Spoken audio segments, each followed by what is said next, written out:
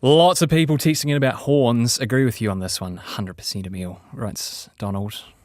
This is not just Auckland. I think it's something to do with the national character. Someone else, Carol, writes, when I was in France, the definition of 1 second was when the traffic light turned green and the driver of the second car in the queue hit their horn. Yeah, that checks out, Carol. That checks out all right. GT says, my beautiful and much missed 1966 Citroen ID had a 2-stage horn. A light push let forth a friendly toot. But a harder push would produce a sound like an oncoming train. It was a superb feature, and I wish modern cars with all their other useless features would reintroduce that. That sounds like a great idea, GT. Thanks for that. It's just after 25 to 10 here on RNZ National, and so it's time now for Midweek Mediawatch. Colin Peacock is in Wellington. Kia ora to you, Colin. Kia ora, Emil. What do you think about the politics of tooting? You know, do you think that the first toot should be a gentle parp? Or? Oh, definitely, because I'm a cyclist and not a car owner, so that when people use the horn to just alert, they see a friend or something, and they give it what they think is quite a casual and friendly hello there kind of toot on the horn, it can make you jump out of your skin. So I want to return to the old-fashioned, klaxon, or even the kind of raspy air bulb rubber, yeah. Sort of, nice. Yeah. I like that. That's good. Colin Peacock. Galaxy brain take. Love it. All right, let's talk media. And Monday was a big day on a bunch of different levels. Quite a surprising and unusual moment. Around about 4 p.m, there were several news events unfolding at once, or perhaps more accurate to say overlapping, because some of them perhaps didn't quite unfold at the same time. So we had the Oscars, which is a big deal still after all these years. The second test was going on versus Australia. I know you don't want to talk a whole lot about that. I don't remember any second test, Colin. I don't remember that at all. It never happened. It happened. Face up to it. And then for political nerds, the PM's post-cabinet press conference live at 4 p.m. and covered online by all the news sites as it is these days. And then, even though we possibly didn't know it at around the 4 p.m, maybe slightly later, the LATAM plane drama. Yeah. So, I reckon there's entertainment, there's sport, there's politics, there's terror in the skies. There's something for everyone there, surely, isn't there? It's like a great Saturday night back in the day on terrestrial television. Yeah, well, it did make me think of Mediawatch a couple of weekends ago after the News Hub announcement. Warner's closing News Hub by mid-year if they get their way. We talked to a former News Hub chief, Hal Crawford, and we talked about what do you lose if you lose a news operation from a broadcaster. If you still have great shows, people still might watch. And he said, no, if you have a TV network that doesn't have a newsroom and it doesn't have that live news capability, you just can't reflect events in real time. And he had this good line, which I think he nicked from someone else now that he's a sort of media consultant in Australia. He said, without that kind of real life presence that a newsroom gives you, channels just become kind of content databases. And I think Monday, with all those things going on, even if you weren't interested in 3 out of 4 of them, you probably were in one, and you would have at least wanted to know the outcome of it. Content databases is quite a delightful term. It sort of sounds very corporately sterile and slightly terrifying. Yeah, well, a bit like some of those channels they actually do have at that company, Discovery, Warner Brothers. These other things called Rush and Eden and stuff like that. They have the odd good doco and odd film if you go looking, but mostly they just feel like they're just playing out shows. It might as well be an on-demand platform. So that's what Hal was talking about, yeah. That LATAM plane drama, that was crazy, wasn't it? Because the information trickled out very slowly as to what had happened. Yeah, at first when I heard, just lines in text, flash news, talking about passengers getting treated because of what was described, I think, as a technical onboard issue, or there might have been other forms of words around that, I just sort of thought, that seems weird, but 24 upwards, and the numbers kept going up. You think something's gone wrong there. Mentioned it to one of my kids who said, what is this poison food? Is this a norovirus outbreak or something from, the dodgy chicken or beef or whatever it is? But, once reporters got down to the airport and actually spoke to the passengers, then you heard those stories about, people flying up into the air and, blood stains on the cracked ceiling as they were thrown upwards and all of that. So great work by the reporters. And one that springs to mind was Jacob Johnson for One News. He was down there quite breathless. I think they just got there, got the camera, got the lights up, he had the plane over the shoulder through the window. But still at that point, really hard for reporters, not that much to say, but quite pretty. So something pretty odd and unusual and interesting had happened, but he didn't yet have the details, but he made it come to life nonetheless because, there again, the value of a warm body, an actual journalist there, telling you that something big's going on, even if we don't quite know what it is yet. But, it's just some of the eyewitness accounts, the passengers, they just amaze me sometimes that people can, not long after, tell you so calmly what happened. Yeah. Yeah, there is an art to a live cross, but also, exactly, the recall of people who experience something is pretty staggering. And you've got a clip, I think, of a guy who was on Morning Report the day after, Colin. What's the context around this? Yeah, so this is Morning Report the next day. So I guess, I'm not sure when they interviewed him. It was recorded, things that may have been recorded the day before, but some time had passed. He'd time to calm down. It was, I think, a fella from the US. His first name was Jacob, I think, haven't got his surname. But no, he was lovely and measured, and this was his account of his experience because he was fast asleep when it all happened. I kind of dozed off, and the next thing I know, I was awoken, and there was just mass chaos going on around. Everyone was, they were on the floor, they were on top of each other, bags were everywhere, my shoes were several rows back. Wow. Yeah, the granularity of the detail there. Yeah, I think he was one of those ones that later said the pilot came out and explained that the instrumentation panel had gone blank for a couple of seconds, which is really not what you want to hear, I imagine. Americans are often just so good at telling stories, aren't they, as well? Well, the Brits are too, because it made me think of after that terror attack they had in 2005, I think the 7/7 terror attack, there was a horrible incident where a Brazilian guy was trying to get a tube ride for free, vaulted the barriers, and that he was shot by armed forces who were on the lookout, and it was horrible. And there was a guy there who gave the most brilliant 45-second voicer, and he was obviously just a British citizen who absorbed a lot of news in his life, and when his time came to tell what happened, he was describing which hand the police officer had the weapon in, and all of that. If you put a better shirt on him and combed his hair, you would have sworn he was the reporter. It's amazing how people can do that. Yeah.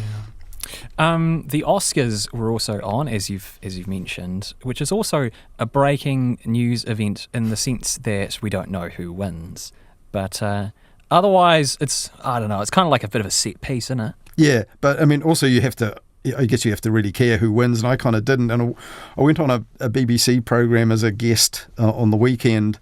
They have a couple of presenters, friends from different parts of the world, and they started asking me about the Oscars and about the Barbie snub issue and all of that, and whether the Oscars' reputation had been rescued from being tarnished by, sexism and racism in the past and all that. And I just genuinely don't care who wins the Oscars, and I kind of said so out loud. I was maybe a bit of a cynic about it, and I was sort of put in my place by the other guest who was from CNBC. She was a tech reporter.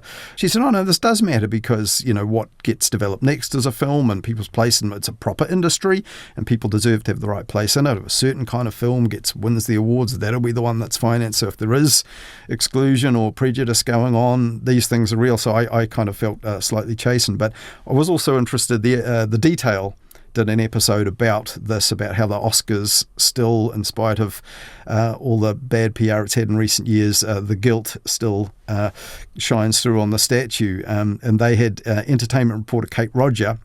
She had this to say about that Barbie snub issue. So would I want to swap out and put Greta in there for Best Director? Quite possibly. I would like to pop that in maybe instead of maybe Jonathan Glazer. But the reality is Jonathan Glazer directed a stunning film. Also, there's an argument when it comes to these awards of, look, here's a biro and here's a yellow colouring in pencil. They kind of do the same thing, but you have a totally different experience with these two things. How do you compare a film about the Holocaust and a film about Barbie and the two people that directed them? What do you make of that, Colin? Well, it's two things. Like, first of all, I thought she's saying it would have been better if Greta Gerwig had been substituted and Jonathan Glazer, who did The Zone of Interest, had been out of the running as a director. I'm thinking, that's crazy. Like, why on earth, if you're saying the two things can't be compared, and she's right, then why do that? But I thought that was brilliant about having the difference between a ballpoint pen and a yellow coloured pencil or something. The Barbie and The Zone of Interest. It's almost, you want to go a bit more extreme, but more like some sort of Mont Blanc fountain pen and, a really big, bright pink crayon or something like that. But I take her point, and I think she is right in the end. But it just seems to me, it still seems absurd to compare different kind of films. Say one was the best of the year. The Zone of Interest and Barbie. How on earth? They just don't belong in the same category at all. Well, Colin, that's why you're not in the Academy and never will be with an attitude like that. That's correct. But yeah. No, I'm with you. I'm cynical about the Oscars as well. I think there's a good, and maybe the film industry more broadly, there's a good clip by, I think it's Stellan Skarsgård, talking about how there has been a massive decline in sort of mid-budget movies that cost between, $5 million and $50 million. And that's where so many wonderful movies that took real risks and showed real originality, because they weren't so high stakes that they needed to be massive blockbusters, and they weren't so cheap that it didn't really matter what had happened to them. And I kind of agree with Stellan on that one. It's a good point. So you don't have to go full Oppenheimer. Yeah. Although, Oppenheimer, full Marvel, I guess. I think he's talking about this in the context of Marvel movies, which often cost, $200-300 million, but they made $1 billion back. So they're financially successful. But they're not really, I don't know. You don't want all movies being like that. No, I was listening to your quiz on Monday where you did an Oscars-themed quiz.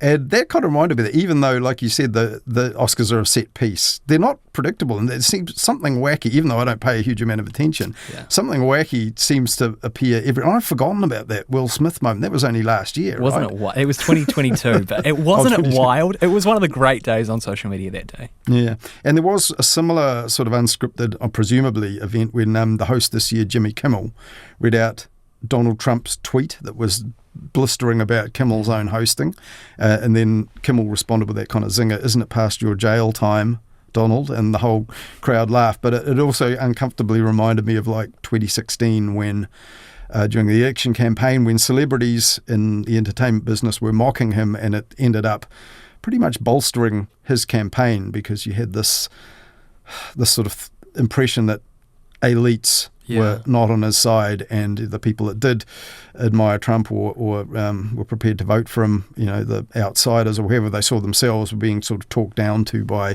elites in the entertainment industry. And it felt like all that from 8 years ago back again.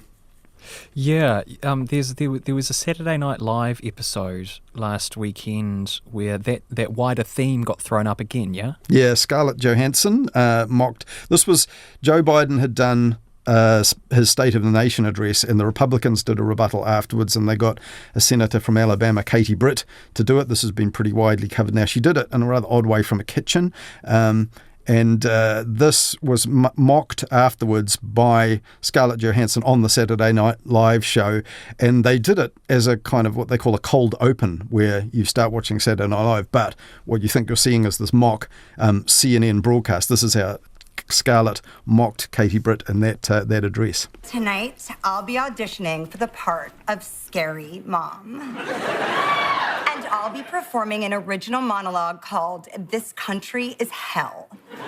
You see, I'm not just a senator. I'm a wife, a mother, and the craziest bitch in the Target parking lot. I'm worried about the future of our children, and this is why I've invited you into this strange, empty kitchen. Because Republicans wanted me to appeal to women voters, and women love kitchens. But seriously. Okay, what do you make of that? Good satire, or playing into Trump's hands? I think it's a bit of column A and a bit of column B. So that was devastatingly good satire. If you see the original, that is very close. And visually, she was made up to look exactly like Katie Britt. So that was very convincing. But yeah, again, just as we were saying there, I think it would reinforce that impression that this is just someone who's very clever with, the full armory of network television and writers and so on, all trying to just do down the Republicans. So it might have that same effect. And there were, that Katie Britt address, there were some pretty serious fake news or false claims going on in there, weren't there? Yeah, there were. And there was a former AP journalist and author, a guy called Jonathan Katz, I think kind of turned this story over. I think the regular news media would have got to it. In her address, Katie Britt got very emotional talking about a woman who was sex trafficked at the age of 12, and this was all in the context of Biden's border policy not keeping America secure on its southern border with Mexico.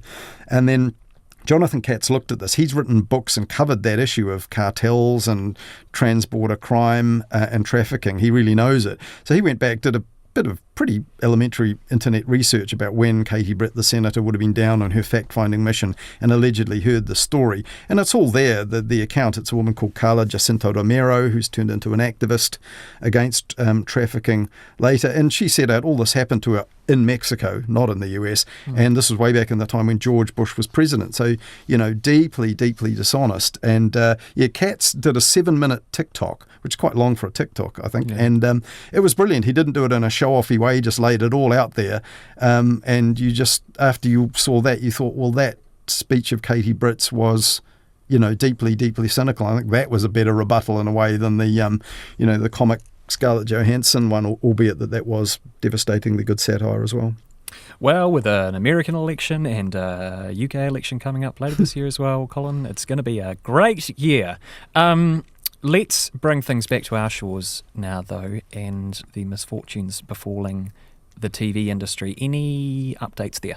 Yeah, well, the Prime Minister spoke about it in his post-cabinet media conference. Inevitable, really, that he was going to get questions about that when it's still so unclear about how the government will respond or if they will respond in any meaningful way. So he was asked a few questions about that, but also what I suppose is a side issue, which is the David Seymour issue hanging over from last week. So while most people were expressing a bit of sympathy and concern about, the impact on democracy, let alone the journalists who work for News Hub and TVNZ affected by these latest cuts. David Seymour was not, said, journalists were too full of self-pity and they need to innovate, be more adaptable, get with it.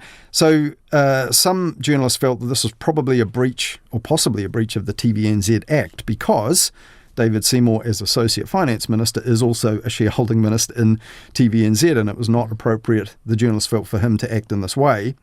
And they are looking, I guess, for the Prime Minister to exert a bit of collective cabinet responsibility and authority about that. So here's part of the exchange where the Prime Minister was asked about it by News Hub's Amelia Wade.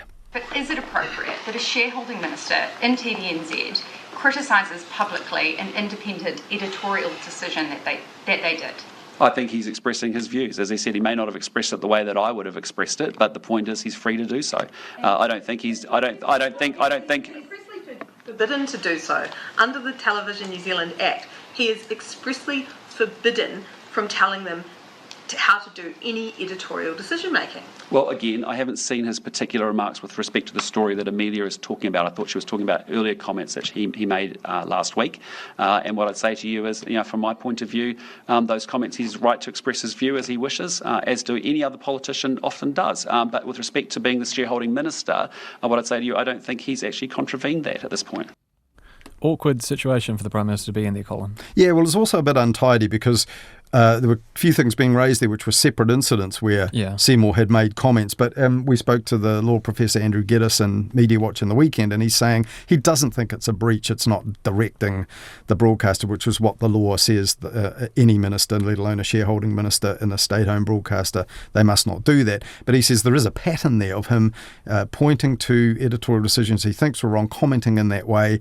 And he made the point too that it was actually really up to the Prime Minister to do that. So that then for me is possibly the more significant thing, not whether Seymour broke the act or not or quite what he's up to, but the fact that, past governments, I don't think the Prime Minister would have let ministers have so much leeway in a matter like this. And remember, his actual broadcasting minister, Melissa Lee, is now preparing a cabinet paper, having to make policy, and it can't be helpful for her to have an associate minister with a shareholding minister in that in TVNZ who's burning up goodwill in that way.